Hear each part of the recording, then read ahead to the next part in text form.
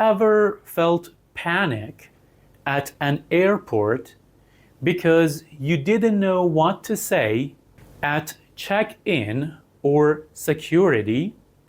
It could be the difference between catching your flight and getting left behind.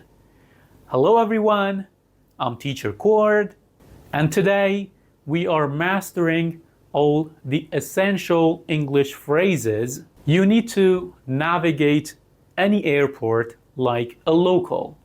Stop stressing, start traveling. Let's dive in.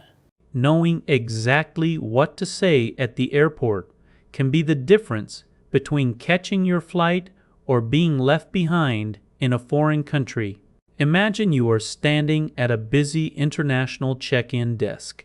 The agent is asking you for your travel documents, and there is a long line of impatient travelers behind you. Knowing the right phrases will keep you calm and moving forward.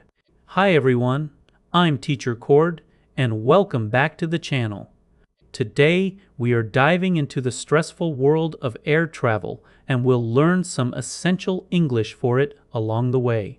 Travel is supposed to be fun, but let's be honest, airports are often the most stressful part of the journey. A few years ago, I had a trip planned for July 21st. I thought I was perfectly prepared, but I quickly learned that even a small misunderstanding of vocabulary can lead to a big disaster. I arrived at the terminal feeling great, but things started to go wrong almost immediately. The first thing you encounter is the check-in desk. I walked up to the agent, and she asked for my travel documents. This usually means your passport and your visa if you need one. She asked me, "Are you checking any bags today?" This is a very common phrase.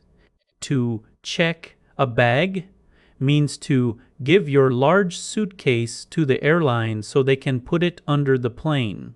I told her I only had a carry-on, which is the small bag you take with you on the plane. For example, if the agent asks about your luggage, you can say, "I have one suitcase to check and one carry-on bag."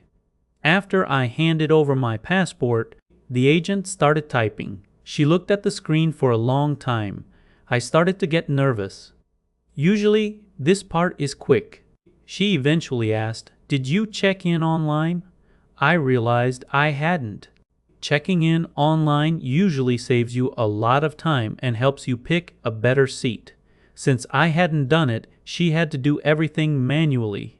I'll tell you why that delay almost ruined my entire trip in just a moment. While she was working on my ticket, she asked, "Would you like a window seat or an aisle seat?" An aisle seat is the one next to the walking path in the middle of the plane. I always prefer the aisle because I like to get up and stretch my legs without bothering anyone. I replied, "I'd like an aisle seat, please." This is a simple, polite way to make a request. Now, let's listen to Sarah and Tom in a real situation at the check-in counter. Good morning. I'd like to check in for my flight to London. Certainly. May I have your passport and travel documents, please? Here they are. And I also have my booking reference on my phone. Thank you. Are you checking any luggage today or just carry on? I have this one large suitcase to check and one backpack. Great. Would you prefer a window seat or an aisle seat? An aisle seat would be perfect if there are any still available. You're in luck. I have one left in row 15. That's wonderful. Thank you so much for your help. You're welcome. Here is your boarding pass and your passport. Once I had my boarding pass, which is the piece of paper or digital code that lets you get on the plane, I headed towards security. My boarding pass said the flight was on time, which was a relief. But then I looked at the departure board. This is the big screen that shows all the flights leaving the airport. My flight number was there, but next to it, the status had changed to delayed. A delayed flight means it is going to leave later than the original time. For example, you might tell a friend, "My flight is delayed by 2 hours because of the heavy rain." I wasn't too worried at first. A short delay usually isn't a problem. I decided to find my gate. The gate is the specific area where you wait to get on your plane. Each gate has a number, like gate B24. Finding your gate early is always a good idea so you don't have to rush later. I started walking toward Terminal B, following the signs. On the way, I heard an announcement over the speakers. An announcement is a public message given to everyone in the airport. The announcement said that my gate had changed. This happens a lot in big airports. Instead of B24, I now had to go to gate D12. The problem was that Terminal D was on the other side of the airport. I started to walk faster. I had to pass through security first. At security, you have to remove your shoes and take your laptop out of your bag. To remove simply means to take something off or out. For example, the security officer might say, "Please remove your belt and place it in the bin." I was moving as fast as I could, but the line at security was moving very slowly. I kept looking at my watch. The time was ticking away. I started to worry that I might miss my flight.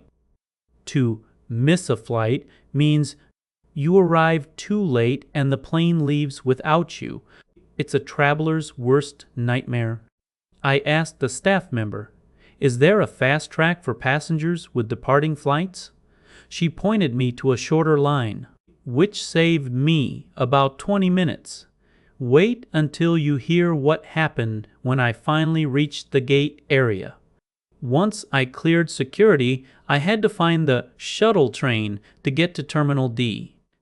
A shuttle is a small train or bus that moves people between different parts of the airport. I was running now. I could feel my heart beating fast. I finally saw the sign for gate D12. I looked at the screen and it said, "Last call." The last call is the final warning for passengers to get on the plane before the doors close. For example, if you hear the agent say it's the last call, you need to run to the gate immediately. I reached the desk, breathing heavily. The gate agent looked at my boarding pass. She said, "You're just in time." We were about to close the doors. I felt a huge wave of relief. Relief is the feeling you get when something bad doesn't happen. I walked down the jet bridge, which is the tunnel that connects the gate to the airplane door. I found my seat, sat down, and realized I had forgotten one very important thing in my rush. Let's check in with Sarah and Tom again as they navigate the gate area and boarding process. Tom, did you see the departure board? Our gate has changed. Oh no, we need to get to the other terminal quickly. Is there a shuttle we can take to get there faster? Yes, the sign says the shuttle departs every 5 minutes. Look, the screen says our flight is now boarding at gate D12. We should hurry because we still need to go through security. I hope the line isn't too long or we might miss the flight. Don't worry, we have our boarding passes ready in our hands. I hear an announcement. I think they are making the last call. There it is. We made it just before they closed the doors. I had made it onto the plane, but as I sat down, I realized I had left my duty-free bag back at the security checkpoint. Duty-free. Shops are the stores in the airport where you can buy things without paying local taxes. I had bought some nice chocolates for my family, but in the stress of the gate change, I left them behind. It was a small price to pay for actually making the flight, though. When we finally landed, I had to go through immigration and customs. Immigration is where officers check your passport and your reason for visiting the country. They might ask, "What is the purpose of your visit?" You can answer by saying, "I am here for a vacation," or "I am here on business." After immigration, I went to the baggage claim to collect my suitcase. The baggage claim is the area with the moving belts where you pick up your checked bags. For example, you can ask a staff member, "Where is the baggage claim for the flight from New York?" Looking back, that trip taught me a lot. I learned that layovers can be tricky too. A layover is a stop between two parts of a journey. If you have a short layover, you have to be very quick to find your next flight. I also learned to always keep an eye on the flight status screens, as they change more often than you think. In today's episode, we covered some really practical language for the airport. We talked about checking bags and carry-ons, the difference between window and aisle seats, and the importance of your boarding pass. We also learned what happens when a flight is delayed and why you never want to hear the last call when you're still miles away from your gate. Remember phrases like checking in, security clearance, and baggage claim to make your next trip much smoother. I hope these tips and stories help you feel more confident the next time you travel. Learning these everyday situations is the best way to master spoken English. If you enjoyed this episode and found it helpful, please give the video a like and subscribe to the channel for more practical English lessons. Safe travels, and I will see you in the next one.